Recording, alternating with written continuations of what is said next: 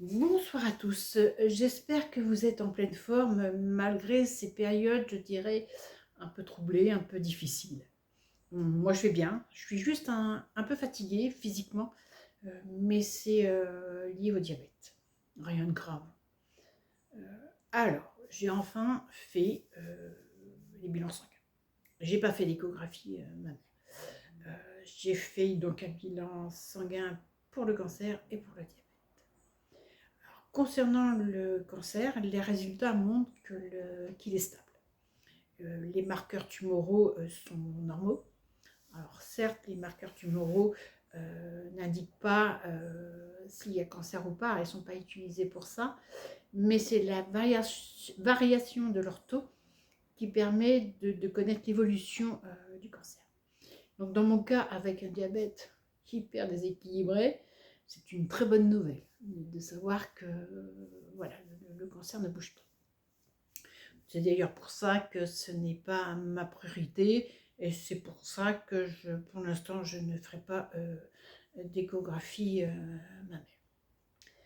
Alors, concernant le diabète, ben, je dirais ben, on continue, on continue. Hein. De toute façon, j'ai toujours des dispositifs médicaux qui ne sont pas fiables à 100%, hein, j'en ai déjà parlé. Ma pompe m'a encore fait des siennes, hein, il y a 2-3 jours, elle m'a encore provoqué un abcès, sans compter les fuites, les canaux tordus, la pompe qui se désactive, on ne sait pas pourquoi. Enfin bref, le capteur de glycémie qui continue à me donner des résultats incohérents, comme par exemple, tout dernièrement, m'annoncer une hyperglycémie à 3,50. Moi, je me sens un peu plutôt basse. Je fais un test sanguin. Finalement, je suis en hypoglycémie. Et je ne parle pas non plus des absences de résultats, hein, où pendant un certain temps, qui peut aller jusqu'à 1 heure, où il est incapable de donner ma glycémie. Voilà, donc, avec ça, j'ai un peu de difficulté à réussir à équilibrer le diabète, d'autant plus les bandelettes pour faire les taux sanguins, on n'en a droit qu'à 100 par an quand on a un capteur de contrôle de glycémie en continu, donc j'en ai plus. Donc voilà, là je n'ai plus de repères. Je ne sais pas me fier à quoi. Est-ce que je suis en hyperglycémie parce que ma pompe a mal fonctionné ou parce que j'ai pas fait assez d'insuline? Est-ce que le résultat donné par le capteur est bon ou pas? J'avoue que il m'annonce là depuis un certain temps des hyperglycémies alors que moi je me sens en hypo. Euh, voilà, donc avec ça, je peux pas. Je peux pas. J'y arrive pas. Je n'ai pas de solution. Donc j'ai rendez-vous avec le diabétologue le 9 juillet. Je vais bien voir. Je vais bien voir ce qu'il va me proposer. Il est vrai que j'ai du mal à être positive. Euh, j'ai plutôt tendance à ne rien attendre.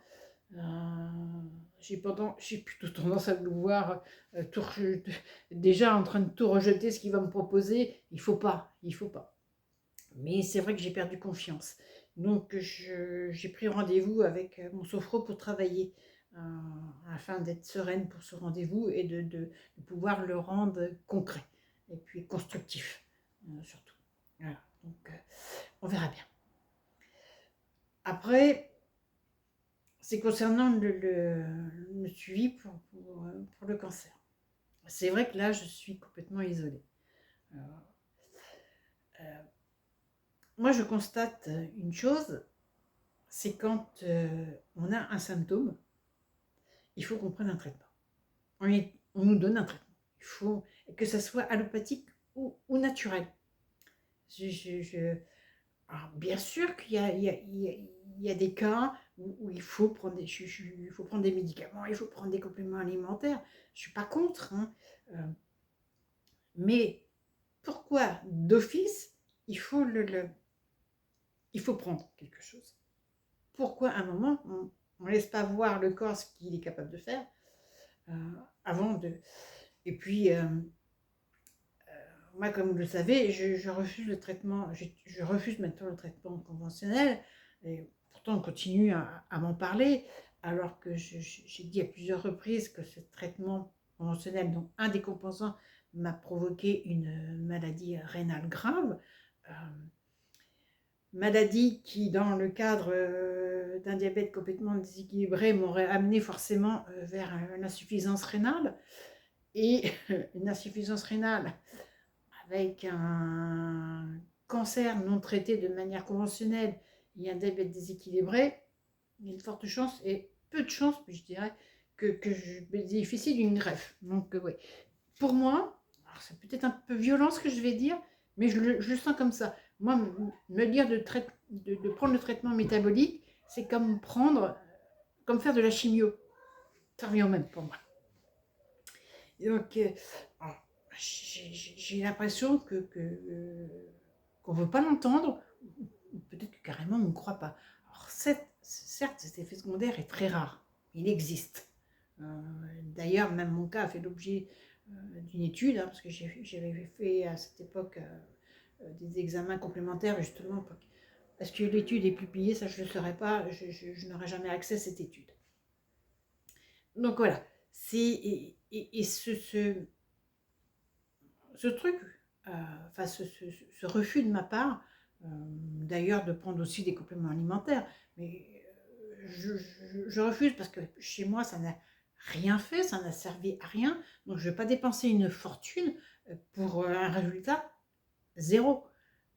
Mais ça me ferme les portes. Alors, en plus, un diabète de type 1, alors là c'est des... Voilà. Donc, moi ce que je cherche, c'est un médecin qui soit ouvert aux jeunes, qui soit ouvert à la médecine naturelle, qui soit, je dirais, ouvert aux médecines alternatives, qui respecte le choix de son patient, mais qui m'assure un suivi juste pour faire des examens. C'est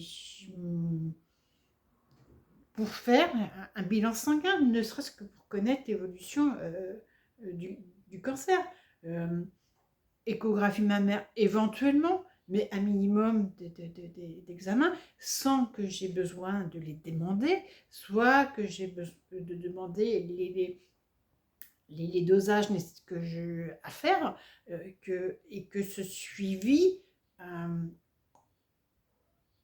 et comment je veux dire, je suis en train de chercher mes mots, et que le médecin me dise, on se revoit, on refait un bilan dans 3 mois, dans 6 mois, mais je ne demande pas de faire des examens tous les 15 jours, alors, certainement pas. Ça, franchement, non. Mais un minimum, sans que voilà, mais bon, je trouve pas, tant pis, hein, je ferai avec, hein. De toute façon, je vous dis, je ne reviendrai pas en arrière sur mes choix. Malgré la situation, moi je constate que voilà, il n'y a pas d'évolution du cancer. Je ne vois pas pourquoi je changerais. C'est pareil concernant l'alimentation. Je continue à faire ce que je fais, c'est-à-dire manger de tout et varié. Je ne vais pas rappeler, hein, j'ai assez répété ce que je faisais. Donc ça non plus, je ne changerai pas. Je continue les jeûnes, même si c'est difficile, parce que quand ma pompe ne fonctionne pas et que je me retrouve en hyper, voilà, je fais des jeûnes, mais je n'ai pas de règle de période. C'est-à-dire que je ne peux pas dire, je fais un jeûne de 5 jours tous les 2 mois. Je dis, voilà, comme je le dis, quand je me sens, je commence mon jeûne, ma pompe ne fonctionne pas, j'arrête le jeûne. Par contre, c'est toujours en sec. Enfin, la majorité, c'est un jeûne sec. Donc, je vais faire, là, le dernier, j'étais partie pour en faire un. Le 4e jour, j'ai arrêté parce que ma pompe, voilà, n'a pas fonctionné, donc je me suis retrouvée en hyperglycémie extrêmement haute, avec des corps cétoniques élevés, donc j'arrête. Entre parenthèses, ce jeûne sec m'a quand même servi, pas au niveau du diabète, voilà, mais pas au niveau du cancer, mais au niveau de mon problème de ménisque. Voilà, là j'avais un épanchement de synovie depuis un certain temps que je n'arrivais pas à résorber. Voilà, il n'est pas complètement résorbé, mais il a nettement bien diminué. Voilà, moi ça a servi à quelque chose. Enfin, le jeûne sert toujours à quelque chose. Bon, c'est une petite parenthèse. Donc voilà, c'est après voilà, les choix. Il faut reconnaître que quand vous faites des choix un peu enfin, qui n'entrent pas dans les cases établies, ou je ne sais pas comment dire, dans les normes établies par la société, euh, on paye un petit peu quand même. La liberté a un prix. Mais moi, tout ce que je sais, c'est que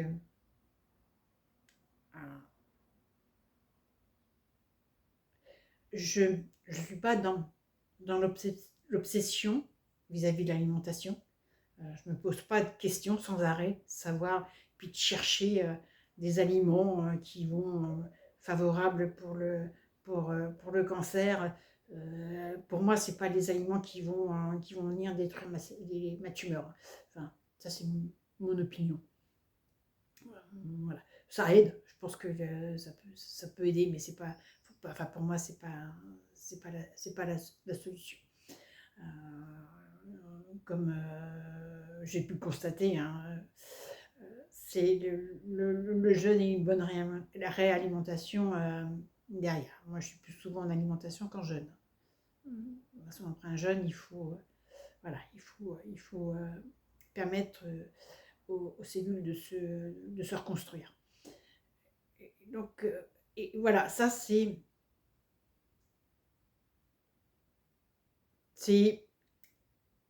bon, ça ne va pas m'empêcher de continuer, hein.